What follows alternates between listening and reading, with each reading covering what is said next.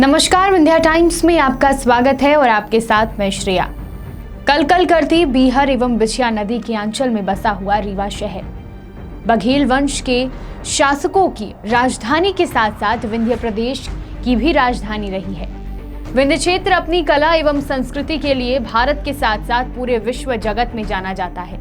हम आपको आज विंध्य क्षेत्र की एकमात्र लाइब्रेरी जो रीवा रियासत के समय राजा गुलाब सिंह के मार्गदर्शन में निर्माण करवाई गई थी, जिसमें 25,000 पुस्तकों का भंडार है जो अब शासन के नियमों के अनुसार संचालित है, उसके इतिहास के बारे में बताएंगे। साथ ही यह भी बताएंगे कि आखिर यह लाइब्रेरी विलुप्त होने की कगार पर क्यों है। वह एक दौर था जब विंध्य क्षेत्र की महान हस्तियां इस पुस्तकालय में बैठकर अध्ययन किया करती थी। हस्तियां आज भी हैं, हस्तियां कल भी थी, लेकिन हुआ है तो समय का फेरबदल। आप खुद देखकर आश्चर्यचकित हो जाएंगे कि जिस लाइब्रेरी में अमूल्य पुस्तकों का भंडार है, 25,000 पुस्तकों का संग्रहालय हो, वह लाइब्रेरी किस दुर्दशा के दौर से गुजर रही है। देखिए यह रिपोर्ट और जानिए विंध्य क्षेत्र की एकमात्र लाइब्रेरी के इतिहास के बारे में। आज से तकरीबन 80 वर्ष पहले की बात, जब विंध्य प्रदेश भारत एक अभूतपूर्व प्रदेश माना जाता था। कुछ रियासतों को मिलाकर विंध्य प्रदेश की रचना की गई, जिसकी राजधानी रीवा थी। महाराजा गुलाब सिंह के नेतृत्व में व्यंकट विद्या सदन लाइब्रेरी का निर्माण कार्य करवाया गया, जहां पर महल की रानियों के द्वारा लिखी गई पांडुलिपियों के साथ साथ अमूल्य पुस्तकों को अध्ययन हेतु रखवाया गया। लेकिन वही पुस्तकालय आज अपनी दुर्दशा के लिए आंसू बहा रहा है। सन 1940 में स्थापित इस पुस्तकालय का निर्माण राजा गुलाब सिंह के द्वारा अपने पिता व्यंकट रमन सिंह जूदेव के नाम पर करवाया गया था। इस पुस्तकालय की लागत लगभग 57,070 आई थी, जिसमें 860 रुपए मेंटेनेंस के लिए निर्धारित किया गया था। कई वर्षों से संचालित लाइब्रेरी का इतिहास अनोखा है। रियासत काल में बनी इस लाइब्रेरी को 1947 के बाद विंध्य प्रदेश में मर्ज कर दिया गया। उसके बाद 1 नवंबर 1956 को नवीन मध्य प्रदेश के गठन के दौरान विंध्य प्रदेश का स्थानांतरण मध्य प्रदेश में हो गया और तभी से इस लाइब्रेरी का नाम केंद्रीय पुस्तकालय रख दिया गया। इस लाइब्रेरी में दुर्लभ ग्रंथ, हस्तलिखित प्रतियां और भी काफी पुरानी पुस्तकें रखी गई हैं। इस लाइब्रेरी की खास बात यह है कि विंध्य क्षेत्र की जानी मानी हस्तियां जैसे कप्तान अवधेश प्रताप सिंह, कप्तान लाल प्रताप सिंह, मेजर शिव प्रताप सिंह, हरिचरण सिंह, श्रीनिवास तिवारी, स्वामी प्रशांतानंद, जिन्होंने बाद में संन्यास धारण कर लिया था, जिनका पहले का नाम रावरण बहादुर सिंह है। तो इस तरह की तमाम महान हस्तियां केंद्रीय पुस्तकालय लाइब्रेरी में आकर अध्ययन करती थी। लेकिन वह दिन चले गए जब यहाँ इन प्रमुख हस्तियों के द्वारा बैठकर अध्ययन किया जाता था। आज के इस दौर में काफी परिवर्तन हुए हैं। नवाचार ने इस कदर जगह बना ली है कि पुस्तकों से ज्यादा मोबाइल फोन की उपयोगिता बढ़ गई है। हस्तियां पहले भी थी और आज भी है, केवल हुआ है तो समय का फेरबदल। उन दिनों में राजनीतिक हस्तियों और नेताओं का इस पुस्तकालय से अलग ही लगाव था, लेकिन आज समय के साथ राजनीतिक पुरोधाओं ने पुस्तकालय की दहलीज से अपना मुख मोड़ लिया है। बता दें कि पुस्तकालय शब्द का अर्थ है वह स्थान जहां विविध प्रकार के ज्ञान, सूचनाओं, स्रोतों, सेवाओं आदि का संग्रह रहता है। पुस्तकालय शब्द अंग्रेजी के लाइब्रेरी शब्द का हिंदी रूपांतर है। लाइब्रेरी शब्द की उत्पत्ति लैटिन शब्द लाइवर से हुई थी, जिसका अर्थ है पुस्तक। पुस्तकालय का इतिहास लेखन प्रणाली, पुस्तकों और दस्तावेज के स्वरूप को संरक्षित रखने की पद्धतियों और प्रणालियों से जुड़ा है। इसी उद्देश्य से सैकड़ों वर्ष पहले रीवा में लाइब्रेरी की स्थापना की गई। अभी तक इसमें अमूल्य प्रकार की पुस्तकें रखी गई हैं, जो कि विंध्य क्षेत्र के लिए सौभाग्य की बात है। महाराज गुलाब सिंह के मन में पुस्तक संग्रहालय को लेकर विचार प्रकट हुआ। विचार से भावुक होकर उन्होंने व्यंकट विद्या सदन लाइब्रेरी का निर्माण अपने स्वर्गीय पिता व्यंकट रमन सिंह जूदेव के नाम पर करवाया, जिसमें राजा गुलाब सिंह जूदेव के पास 300 से 400 साल की जो पुरानी पांडुलिपियां थी, उन्हें इस पुस्तकालय में व्यवस्थित तरीके से रखवाने का कार्य किया गया और एक समृद्ध लाइब्रेरी कायम करवाई। उस समय की रखी गई महत्वपूर्ण पुस्तकें ध्रुवाष्टक, हर्षचरित चंद्रिका, भक्तमाला, गंधर्व चूड़ामणि जैसी महान पुस्तकों का भंडार रखा है। ज्ञान का भंडार समेटे हुए यह लाइब्रेरी इन दिनों बदहाली की मार से जूझ रही है। यह शासकीय केंद्रीय पुस्तकालय उत्तर भारत की सर्वश्रेष्ठ लाइब्रेरी का खिताब जीत चुकी है, लेकिन शासकीय केंद्रीय पुस्तकालय रीवा इन दिनों बदहाली के दौर से गुजर रहा है। विभाग और शासन की उपेक्षा से हजारों पुस्तकें खराब होने की स्थिति में पहुंच रही हैं। लाइब्रेरी की बदहाल अवस्था के कारण पाठक भी अब मुंह मोड़ने लगे हैं। हजारों की संख्या में उपलब्ध पुस्तकों का प्रचार प्रसार न होने के कारण राजस्व लगातार घट रहा है। डिजिटल मिशन में लाइब्रेरी भी पिछड़ गई है। लाइब्रेरी के जर्जर हालात को सुधारने की कवायद रुक गई है। वहीं विभाग की उपेक्षा के कारण लाइब्रेरी परिसर के हालात भी दिनों दिन खराब होते जा रहे हैं। अब शासकीय केंद्रीय पुस्तकालय परिसर आवारा तत्वों की चपेट में है। शाम होते ही असामाजिक तत्व परिसर में आकर शराबखोरी व हुड़दंग करते नजर आते हैं। इतना ही नहीं, पूर्व में कई बार इन तत्वों द्वारा शासकीय संपत्ति को नुकसान भी पहुंचाया गया है। प्रशासन की उपेक्षा का शिकार गवर्नमेंट लाइब्रेरी में पाठकों की संख्या भी बड़ी तेजी से घट रही है। पुस्तकालय भवन नवीनीकरण की राह देख रहा है। सीढ़ी एवं छत की हालत बहुत ही जर्जर है। पुराने जमाने की सीढ़ियां लाइब्रेरी तक पहुंचने में कष्टकारी साबित हो रही है। बाउंड्री वॉल बनने के बाद भी लाइब्रेरी परिसर अतिक्रमण की समस्या से मुक्त नहीं हो पाया है। बदहाल अवस्था में पड़ा परिसर असामाजिक तत्वों का पसंदीदा पनाहगाह बन गया है। आपत्ति जताने पर असामाजिक तत्वों द्वारा लड़ाई भी की जाती है। लाइब्रेरियन विनय कुमार ने जानकारी देते हुए बताया कि कई बार असामाजिक तत्वों को लेकर शिकायत भी की जा चुकी है, लेकिन इस पर कोई भी कार्यवाही नहीं की गई, जिसके कारण अभी भी यह परिसर इन नशेड़ियों का पनाहगाह है। 2 दशक से अधिक पुरानी लाइब्रेरी डिजिटल युग में भी पुराने ढर्रे पर चल रही है। हैरानी की बात यह है कि 25,000 से अधिक किताबें होने के बावजूद भी लाइब्रेरी को अभी तक डिजिटलाइज नहीं किया गया है, जिससे यहाँ पर मौजूद किताबों की वैरायटी को लोगों तक नहीं पहुँचाया गया। लाइब्रेरी की वेबसाइट भी नहीं बन पाई है और न ही किताबों की सूची ऑनलाइन तैयार की गई। ऐसे में प्रचार प्रसार के अभाव में नियमित लाइब्रेरी आने वाले भी मुंह मोड़ रहे हैं। नई तकनीकी एवं अपडेट नहीं होने की वजह से युवा केंद्रीय पुस्तकालय को लेकर उत्साहित नहीं है। पुस्तकालय की मौजूदा हालात के बारे में वरिष्ठ अधिकारियों को कई बार बताया जा चुका है, पर अभी तक कोई खास सुधार नहीं हो पाया है। कैसे कितनी पुस्तकें अब तक आपने रिपेयर करवाया है और कितनी पुस्तकें यहाँ हैं?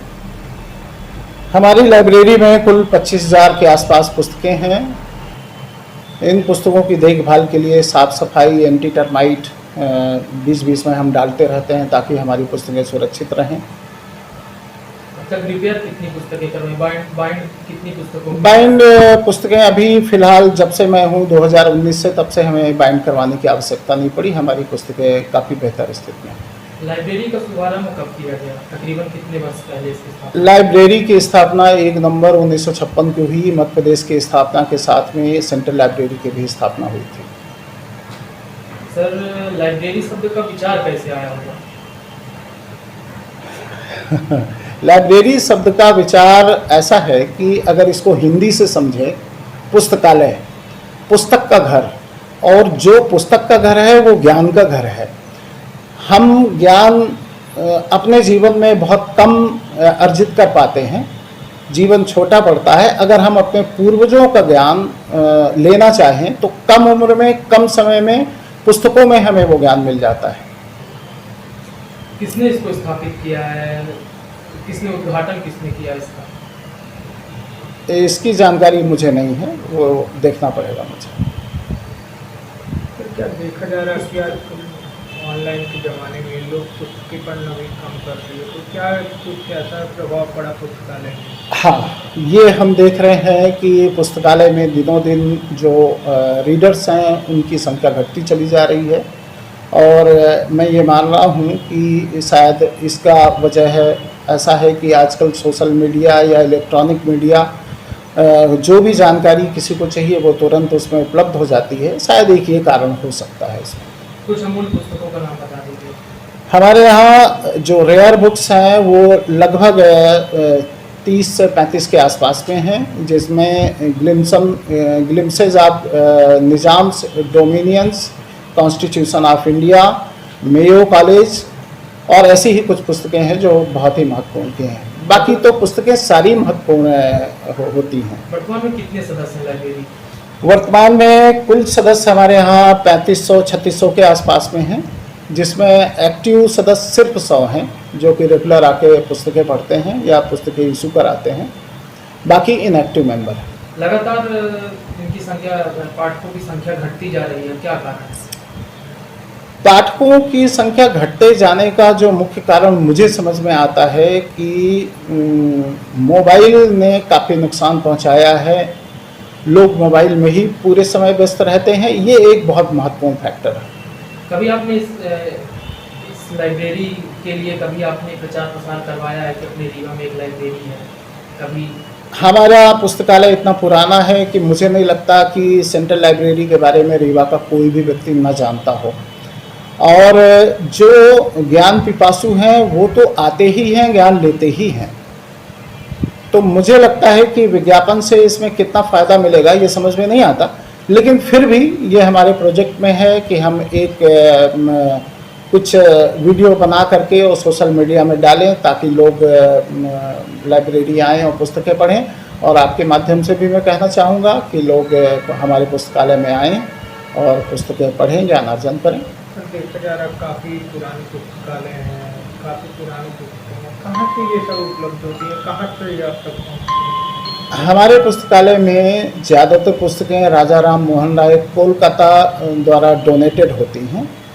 हमें कोई इतना महत्वपूर्ण बजट नहीं मिलता कि जिसमें हम अपने मनपसंद की या रीवा के पसंद की कोई पुस्तकें खरीद पाएँ। जो पुस्तकें वहाँ से आती हैं उन्हें ही हम संभाल कर रखते हैं, जिसमें हर विषय की और अच्छी पुस्तकें होती हैं।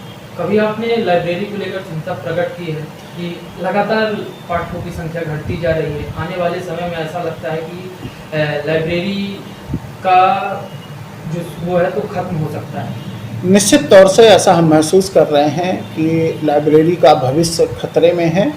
इसके लिए पीएस मैडम से पिछले जून में हमारी बात भी हुई थी, उन्होंने मीटिंग ली थी जिसमें उन्होंने कहा कि लाइब्रेरी के क्रमोत्तर उन्नति के लिए हम क्या कर सकते हैं।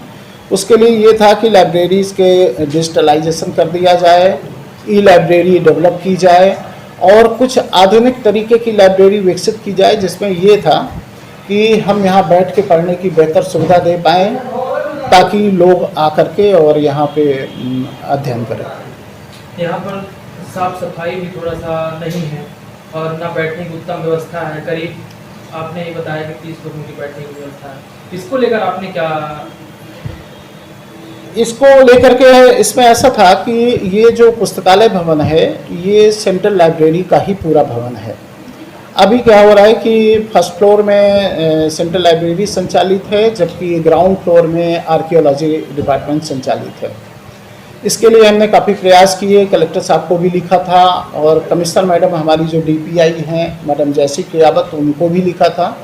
उनने लेटर भेजा था कलेक्टर साहब को। पिछले दिनों कलेक्टर साहब की हमारे यहाँ विजिट भी हुई थी और उनने कहा कि ऐसा करते हैं कि आपकी लाइब्रेरी में ज़मीन बगल में खाली है तो उसमें एक नया भवन बनवाने के लिए कोशिश करते हैं और हमें उम्मीद है कि कलेक्टर साहब इसमें कुछ इनिशिएट करेंगे। यहाँ आवारा तत्व बैठे रहते हैं, अगर कहा जाए तो यह असामाजिक तत्वों का पसंदीदा पनाहगाह बना हुआ है। तो इसको लेकर कभी आपने क्या शिकायत किया है? यहाँ हर तरह के बच्चे आते हैं तो उनको कहीं ना कहीं इसकी परेशानियों का सामना करना पड़ता है। अभी तक तो ऐसा अनुभव में नहीं आया है कि असामाजिक तत्व हमारे किसी भी पढ़ने आने वाले को डिस्टर्ब करते हैं, लेकिन फिर भी आपने बताया है, हम देख भी रहे हैं और हमने कई बार उन्हें रोकने की कोशिश भी की है। रात में कई बार जब यहाँ कोई नहीं रहता तो कुछ लोग घुस आते हैं, उसे हम रोकेंगे, पुलिस में इंफॉर्मेशन देंगे, उसे रुकवाएंगे।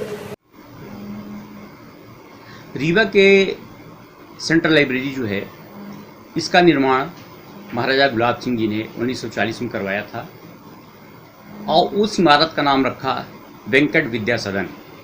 वेंकट विद्या सदन जो है अपने पिता स्वर्गीय महाराजा वेंकट रमन सिंह जूदेव के नाम पर निर्माण करवाया और उन्हीं के नाम पे एक लाइब्रेरी कायम करवाई। उस वक्त इस लाइब्रेरी की लागत आई थी जो रियासत काल में, वो था 57,070 रुपये। महाराजा वेंकटरमन सिंह या उनके पहले जो महाराजा थे, ये सभी बड़े विद्वान थे। महाराजा गुलाब सिंह जुदेव के पास उनके पूर्वजों की 250 से 300-400 साल पुरानी ग्रंथ थे, जो पांडुलिपियाँ थीं हस्तलिखित, वो सभी वेंकट विद्या सदन में रखवाया और एक बहुत ही समृद्ध लाइब्रेरी कायम करवाई।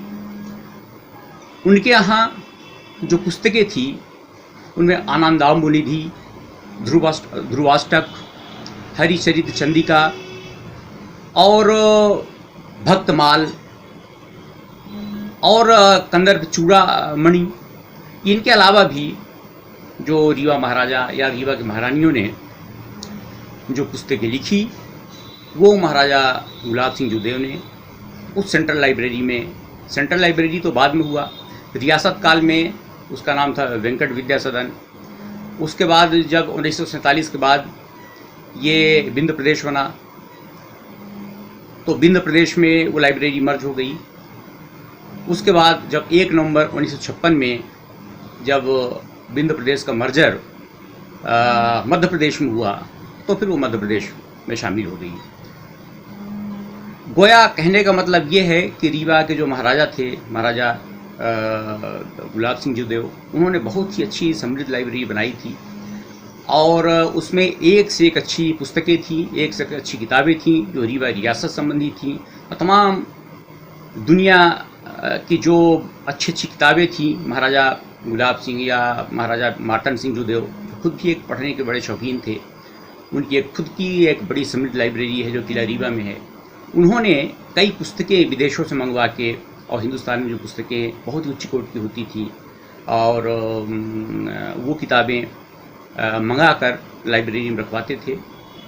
और मौजूदा वक्त में वो लाइब्रेरी में रख रखाव की बेहद ज़रूरत है और छत चूती है और कई किताबें ख़राब हो गई हैं और बहुत ही दुर्लभ जो ग्रंथ थे और जो हस्तलिखित प्रतियाँ थीं काफ़ी ख़राब हो चुकी हैं। आज ज़रूरत है कि उस रियासतकालीन लाइब्रेरी को उसका रख रखाव, उसका मेंटेनेंस बहुत अच्छी तरीके से किया जाए ताकि पाठकगण भी उसकी ओर जाएं और वहाँ पे लाइब्रेरी पढ़ें, वहाँ जाके लाइब्रेरी में और ज्ञान हासिल करें। ज्ञान अर्जन का बहुत बड़ा केंद्र है वो, वर्तमान में मौजूदा वक्त में वो केंद्रीय लाइब्रेरी है। तो बेहतर होगा कि उसका अच्छा रख रखाव किया जाए, मेंटेनेंस किया जाए और पाठकों को सुविधाएं दिया जाए। वहाँ की छत पुस्तकालय की ख़राब थी, बहुत दिन से मरम्मत के लिए लिखा पढ़ी चल रही थी। अब वहाँ आयुक्त कार्यालय से पैसा सेंक्शन हो गया है 16.5 लाख करीब, तो वो छत बननी है, शायद टेंडर भी हो चुका है, तो जल्दी ही काम चालू हो जाएगा। व्यवस्था भी उस टाइप की नहीं है पुस्तकालय जैसा होना चाहिए। और देखा जाए व्यवस्था थोड़ा सा ऊपर है, दिक्कत तो है, इसलिए कि सयाने लोग और उनको चढ़ने के लिए क्या कारण सीढ़ी। हो सकता है कि लोग वहाँ आना जाना कम कर दिए हैं? पढ़ने वाले अभी भी जाते हैं, लेकिन क्या है कि आजकल मीडिया में या व्हाट्सएप इतना ज़्यादा बच्चों को वैसे ही मिल जाता है ऑनलाइन सब पढ़ने को, इसके कारण से बहुत सारे माध्यम हो जाने के कारण से उसका मतलब कहीं ना कहीं ऑनलाइन का प्रभाव दिख रहा है। हाँ। सर देखा जा रहा असामाजिक तत्व भी वहाँ पे जमावड़े लगे रहते हैं। असामाजिक तत्व तो चूँकि खुला हुआ स्थान है तो रात में बैठते होंगे, दिन में तो ऐसा हम लोग नहीं पाए हैं, पर रात में हो सकता है, खुला है, छोटी दीवार है तो आ जाते होंगे। सर क्या इस संदर्भ में आप कभी पुलिस प्रशासन को अवगत कराना चाहेंगे? इस तरह से वैसे हमारे पास शिकायत नहीं आई है कि पुलिस वाला कोई पुलिस के लिए शिकायत करना पड़े। तो आपने देखा कि केंद्रीय पुस्तकालय लाइब्रेरी जो पहले वेंकट विद्या सदन के नाम से संचालित थी, जिसमें 25,000 से अधिक किताबों का संग्रह है। पुस्तकालय की किताबें न जाने कितने ऐतिहासिक घटनाक्रम को समेटे हुए हैं, जिसे पढ़कर गहराई से उन तमाम विषयों को जाना जा सकता है जो अतीत के पन्ने में कैद है। लेकिन इसके इतर आज उस पुस्तकालय की दुर्दशा और रखरखाव को देखकर यही कहेंगे कि रीवा में पुस्तक प्रेमियों की कमी हो गई है। शायद यही कारण है कि आला अधिकारी भी इस पुस्तकालय का बेहतर रखरखाव नहीं कर पा रहे हैं और ये जर्जर होती जा रही है। रीवा के उन तमाम नागरिकों और युवाओं से यह अपील है कि वह एक बार इस पुस्तकालय में जाकर इसके हालातों को अपनी आंखों से देखें। बहुत बहुत धन्यवाद।